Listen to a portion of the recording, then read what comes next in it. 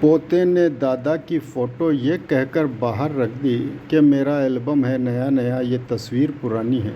वाकई ही ये तस्वीर बहुत पुरानी है। ये तस्वीर किसकी है इस बात को स्पष्ट कहा नहीं जा सकता है, लेकिन ये तस्वीर जिसकी बताई जाती है वो शख्स एक आला तरीन शख्सियत का मालिक और एक न्यायप्रिय शख्सियत के रूप में आज भी याद किया जाता है। यह वो शख्सियत है जिसे न्याय के क्षेत्र में बहुत बड़ा मुकाम हासिल है। टोंक स्टेट के प्रथम नवाब अमीरुद्दौला के पुत्र हाफिज़ मोहम्मद इबादुल्ला खां की ये तस्वीर है जो कचहरी में न्याय किया करते थे। उनका न्याय पूरे क्षेत्र में 16 आने सत्य की ऐसी मिसाल हुआ करता था जिसे विरोधी भी माना करते थे। उनके न्याय के बारे में कई किताबों में ज़िक्र है। तारीख़ टोंक में भी उनके न्याय के बारे में एक क़िस्सा लिखा गया है जो उनको एक आला तरीन शख्सियत बनाने के लिए काफ़ी है। केवल एक क़िस्सा उनको आला तरीन इंसान, आला तरीन न्यायाधीश, आला तरीन जज साबित करने में काफ़ी है। बात यह है कि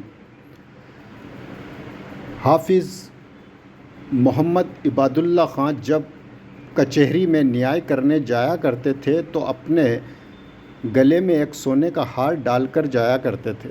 जब वो न्याय कर वापस लौटते थे तो उस हार को वो अपने सेवकों एवं किसी अन्य को दान कर दिया करते थे, यानी कि दे दिया करते थे, ताकि उनको न्याय में जो भी कोताही हो, न्याय में वो कुछ गलत कर गए हों तो अल्लाह उन्हें माफ़ करे। न्याय में किसी भी प्रकार की कोताही की तौबा वो हार दान करना हुआ करता था। उसके लिए वो दान करते थे ताकि कोई कोताही हो तो अल्लाह उसे माफ़ करे, और वो बेहद डरते थे कि कहीं मेरे इंसाफ में कोई कमी तो नहीं रह गई। इतना सोचा करते थे, इतना सोचने के बाद वो न्याय करते थे ताकि कोई कमी ना रहे और किसी के साथ अन्याय नहीं हो, किसी के साथ अन्याय नहीं हो। ऐसा न्यायप्रिय व्यक्ति ये जो नज़र आ रहा है ये हाफिज़ इबादुल्ला खां हैं जो काफ़ी न्यायप्रिय थे। उन्होंने एक दिन न्याय करने के बाद हार को किसी को दिया नहीं और वो भूल गए और वो आकर एक कमरे में लेट गए तो उसकी खूंटी पर उस हार को टांग दिया।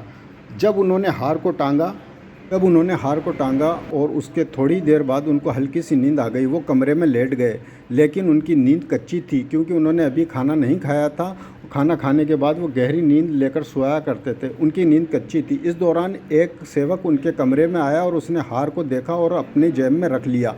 और इस माजरे को इबादुल्ला खां भी देख रहे थे, लेकिन वो खामोश रहे, चुप रहे। बाद में इस हार को लेकर ढूंढ मची। सब ने कहा कि हमने नहीं देखा और सब इसको ढूंढने लगे। वो सेवक भी आया, उसने भी इनकार कर दिया कि मैंने हार नहीं देखा और मैंने हार के बारे में कुछ मुझे मालूम नहीं है।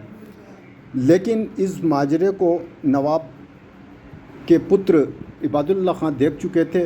उन्होंने उसके बाद जो जुमला बोला वो काबिल ज़िक्र और काबिल गौर है। उन्होंने कहा जिसने देखा है वो कहेगा नहीं और जिसने लिया है वो देगा नहीं, इसलिए इस मसले को यहीं ख़त्म कर दिया जाए। आज हमें विचार करने की यह बात है कि हम बिना देखे ही किसी पर इल्ज़ाम लगा देते हैं, जबकि हाफिज़ इबादुल्ला खां जो न्यायप्रिय थे उन्होंने देखने के बाद भी किसी को अपमानित नहीं किया और किसी पर इल्ज़ाम लगाने की ज़रूरत नहीं की। उन्होंने उस बात को वहीं ख़त्म कर दिया ताकि किसी की बेइज्जती नहीं हो, किसी का अपमान नहीं हो। इसी प्रकार हमें भी चाहिए कि बिना देखे किसी पर इल्ज़ाम नहीं लगाएं और देखने के बाद भी किसी को अपमानित होने से बचाने के लिए अपना प्रयास करें, क्योंकि आला तरीन लोगों की यही निशानी होती है कि वो किसी को नीचा दिखाने की कोशिश नहीं करते। हमें भी चाहिए कि किसी को हम नीचा नहीं दिखाएं, अपनी लाइन आगे बढ़ाएं, लेकिन किसी को नीचा दिखाने की शर्त पर कोई कार्य नहीं करें, क्योंकि बड़ा इंसान वही बनता है जो किसी को नीचा नहीं समझता है, तो हमें किसी को अपमानित करना नहीं चाहिए। इससे यही सबक मिलता है, क्योंकि उन्होंने जो जुमला बोला कि जिसने देखा है वो कहेगा नहीं और जिसने लिया है वो देगा नहीं, इस जुमले में काफ़ी वसी जानकारियाँ और काफ़ी वसी उनके चरित्र के